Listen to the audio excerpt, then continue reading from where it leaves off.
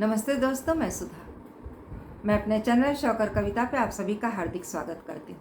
मैं सबसे पहले तहे दिल से आप सभी का शुक्रिया अदा करना चाहूँगी जो आप मेरे रचना को इतना प्यार और मान देते हैं। मैं आशा करती हूँ भविष्य में भी ऐसे ही अपना प्यार और मान मेरी रचना के लिए बनाए रखिएगा।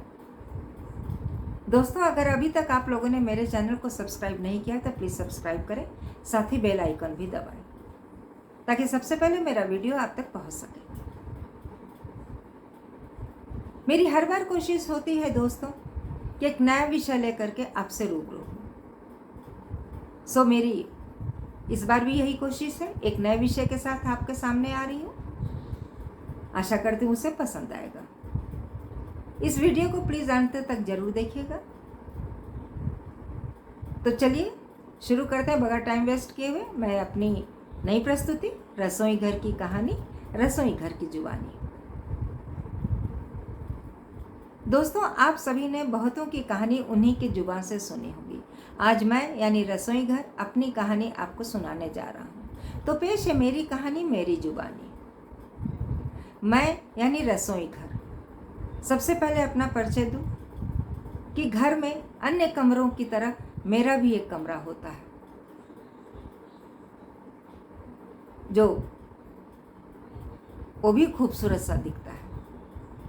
लेकिन बड़ी बात यह है कि मैं घर का मुख्य हिस्सा होने के साथ साथ नियंत्रण कक्ष भी हूँ। अगर मैं भरा पूरा हूँ तो सत्य जानिए कि घर में खुशहाली बनी रहेगी और जीवन धारा भी सही गति से आगे बढ़ती रहेगी बगैर किसी तनाव के। और फिर मैं सकारात्मक ऊर्जा के घेरे में सभी को रखूँगा या रखता हूँ। लेकिन इसके लिए घर में रहने वाले सभी सदस्यों का सहयोग बेहद ज़रूरी है। दोस्तों, सबसे बड़ी बात यह है कि घर का सभी हिस्सा कितना भी खूबसूरत क्यों ना हो, कितना भी कंफर्ट क्यों ना हो, अगर मेरा कमरा सुंदर, स्वच्छ और कंफर्ट नहीं हुआ तो यकीन मानिए मेरे कमरे में आने से पहले लोग सोचेंगे। इसके अलावा मेरा कंफर्ट होना इसलिए भी ज़रूरी है क्योंकि अगर मेरे कमरे में धूप, रोशनी, हवा, पानी, गंदगी, सीलन, बिखरे सामान, बेतरतीब वस्तुएं मुझे बिल्कुल पसंद नहीं है। मुझे खुली हवा, धूप, रोशनी, साफ पानी, स्वच्छ वातावरण पसंद है। और अगर मैं ऐसा नहीं करूँगा तो कोई भी मेरे घर में आकर खाद्य पदार्थों को बनाना या जो जल है, जीवन है, ये सब विपरीत परिणाम देंगे। नतीजा घर में तनाव, नकारात्मक ऊर्जा, अस्वस्थता की स्थिति बनी रहेगी। दोस्तों, मैं कोशिश करता हूँ कि सदैव मैं ऊर्जा व सकारात्मक पहलू से भरपूर रहूँ ताकि मेरे घर में जो भी सदस्य आए वो खुश रहे, होठों पे मुस्कान रहे, उसके होठों पे गीत रहे। लिहाजा भोजन भी स्वादिष्ट बनेगा जो स्वास्थ्य के दृष्टिकोण से बिल्कुल सही होगा और इसका परिणाम पूरे घर के सदस्यों पर पड़ेगा जो सकारात्मक रूप से बिल्कुल सही होगा। मेरे कई नाम हैं मित्रों। रसोई घर के अलावा किचन, चौका घर, पाकशाला, बावर्ची खाना, आप जिस नाम से चाहे मुझे पुकार सकते हैं। इसके अलावा एक खास बात बताऊं दोस्तों, वो सीक्रेट बात कि मेरा एक और रूप भी है। मैं एक चलती फिरती औषधिशाला भी हूँ जो आयुर्वेदिक और नेचुरल होता है, क्योंकि बहुत कम लोग जानते हैं कि भारतीय खान पान में जो व्यंजन बनते हैं और उसमें प्रयुक्त होने वाले जो भी सामान हैं वो न केवल पेट और आत्मा को तृप्त करते हैं अपितु शरीर को स्वस्थ रखने में भी बहुत सहायक सिद्ध होते हैं वो,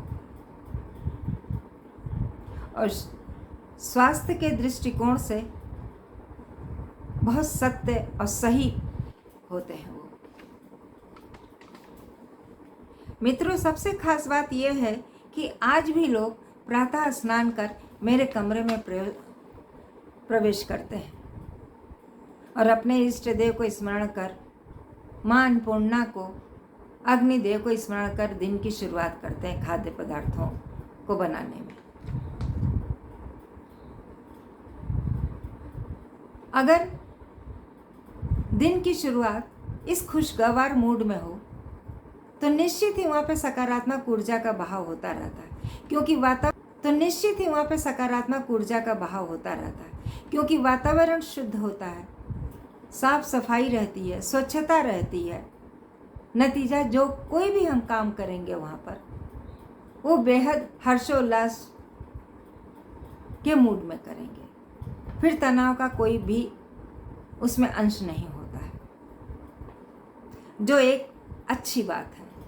लेकिन इसके लिए यहाँ पर भी ज़रूरी है कि घर के सभी सदस्यों का सहयोग बहुत ज़रूरी है मेरे कमरे को शुद्ध वातावरण में ढालने के लिए, ताकि सकारात्मक ऊर्जा का बहाव निरंतर बना रहे। मेरी कोशिश हमेशा होती है कि लोग मेरे घर को सदैव सकारात्मक ऊर्जा से भरपूर रखें, ताकि सभी ताजगी को महसूस कर सकें। कहते हैं ना कि किसी का दिल जीतना है तो राह पेट से होकर के ही जाता है, क्योंकि कभी कभी मेरे घर के एक हिस्से में लोग खाने का टेबल भी लगा देते हैं। तो इसीलिए स्वच्छता और शुद्धता का विशेष ध्यान देना पड़ता है। दोस्तों, मेरे घर को अगर शुद्ध वातावरण अस्वच्छ रखना है तो हमें छोटी छोटी बातों को ध्यान देना बेहद आवश्यक है। सर्वप्रथम गंदगी, कचरे के लिए डस्टबिन का प्रयोग, खाना बनाने और सामान रखने का कैबिनेट और प्लेटफॉर्म का स्वच्छता से रख रखाव और गैस सिलेंडर का समय समय पर चेक करना, उनका सही उपयोग करना। अगर हम इन सब छोटी छोटी बातों का ध्यान रखते हैं तो निश्चित ही मेरा घर सुंदर, ऊर्जावान, सकारात्मक रूप से वो पूर्ण रहेगा। अगर वैज्ञानिक आधार पर भी हम देखते हैं तो यही पाते हैं कि शुद्धता, स्वच्छता जहाँ होगा वहाँ सकारात्मक ऊर्जा का बहाव अपने आप होगा। तो दोस्तों, अपने कमरों की तरह मेरा भी कमरा एक खूबसूरत, एक सुंदर, स्वच्छ और शुद्ध वातावरण में ढालने का प्रयास करें, क्योंकि मुझे भी वही लोग पसंद आते हैं जो खुद के साथ साथ दूसरों का भी सम्मान करते हैं। अच्छा दोस्तों, अब मैं अपनी कहानी बंद करता हूँ। मिलते हैं अगले वीडियो में एक नई कहानी लेकर के। तब तक टेक केयर, बाय बाय, धन्यवाद। अगर आपको ये मेरी रचना पसंद आई हो तो कृपया लाइक, शेयर और सब्सक्राइब जरूर करें। और हाँ, अगर अभी तक आप लोगों ने मेरे चैनल को सब्सक्राइब नहीं किया है तो प्लीज़ सब्सक्राइब करें और राय देने के लिए कमेंट भी ज़रूर करें।